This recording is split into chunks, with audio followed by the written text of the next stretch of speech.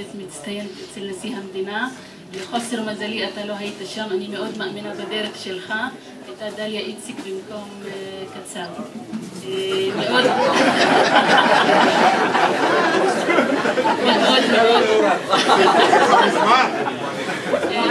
מאוד קיבלו אותי טוב, כי הייתי הדרוזית הראשונה שבקרתי שם, ומאוד נהניתי אני מהמשפחה. אני רוצה להודות לך ושוב למר וג'י שנתן לנו הזדמנות מאוד יוקרתית. תודה לך.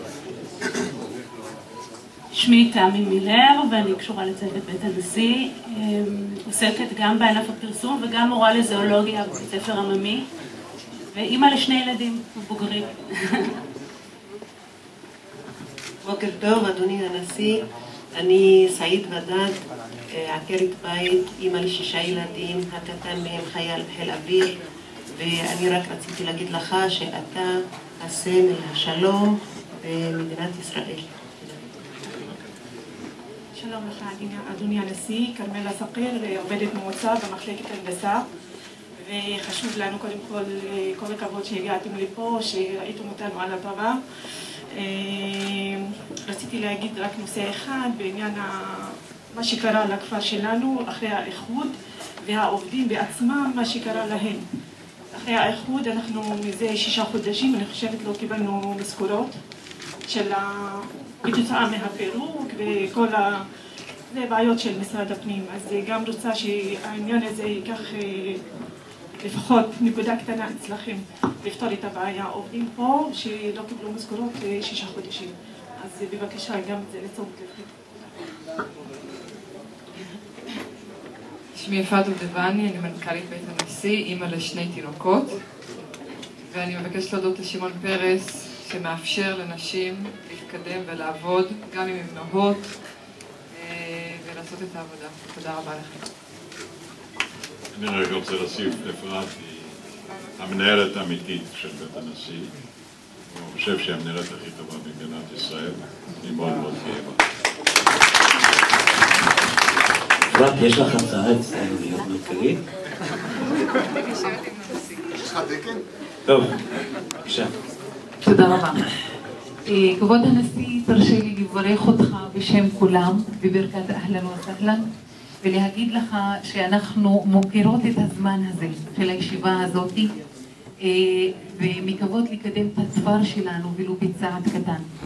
אנחנו מעריכות את ההזדמנות שניתנה לנו על ידי ראש המועצה, מר וג'י טיוף, ואומרות לו כל הכבוד על דרך הפעולה המיוחדת. אנשים בכפר לא השכילו להחליט שמסביב לשולחן הזה צריכה לשבת אישה, אז הם קיבלו מועצת נשים מסביב לשולחן הזה.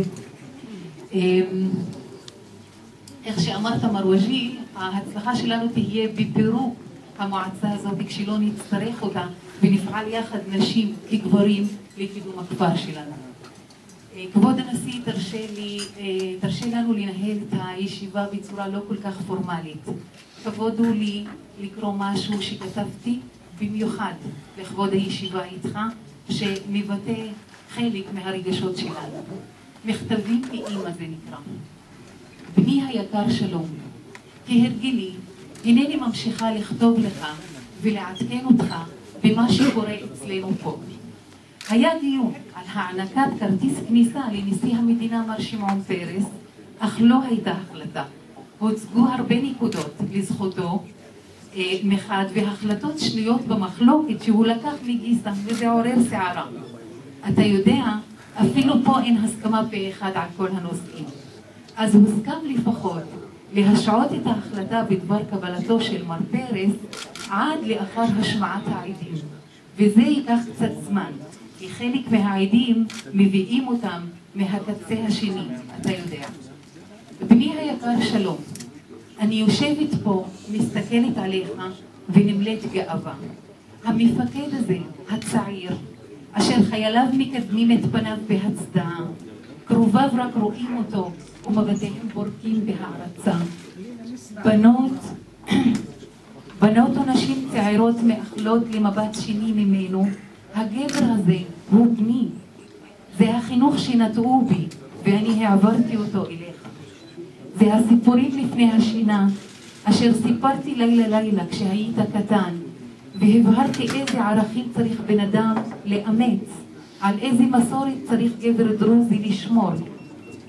אוי בני, רק אם הייתה לי התבונה להבדיל בין נאיביות לטיפשות, כי אז הייתי חוסכת ממך הרבה אכזבות, והיית מפתח דרכים אחרות להתמודד.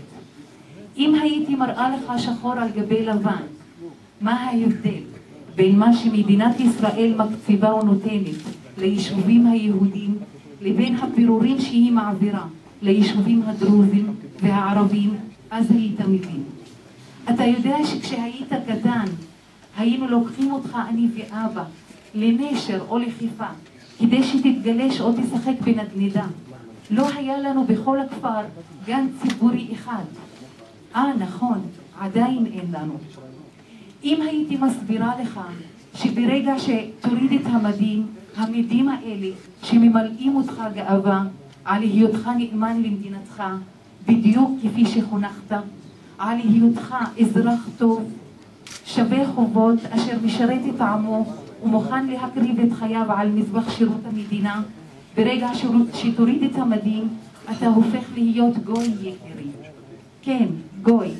בחיים שלי לא תיארתי לעצמי שהיהודים אשר סבלו מהגזענות הנאצית, אשר ידעו את טעמו המר של להיות מושפל, לא שייך ואזרח סוג נחות במדינת המוצא שלך, אותם יהודים או צאצאיהם יוכלו להיות גזעניים כלפי עם אחר. אני יודעת, הגשת בקשה לחלקת אדמה לחייל משוחרר 600 מטר החלקה, וכבר כמה שנים אתה מחכה לתשובה. תגיד, מה זה עושה לך כשאתה יודע כמה נותנים לחייל ממוצא אתיופי שבקושי נמצא פה כמה שנים? מה זה עושה לך לדעת כמה נותנים לחייל רוסי? והאבסורד הוא שאינם בטוחים שהוא יהודי. אהוב ליבי, עכשיו אני יכולה לראות את כל חלקי הפאזל שמרכיבים את התמונה, והתמונה מאוד עגומה. בני היקר שלום, מכיוון שאני מעדכנת אותך בהתרחשויות פה, אז לגבי הענקת כרטיס כניסה לנשיא המדינה מר שמעון פרס, העדים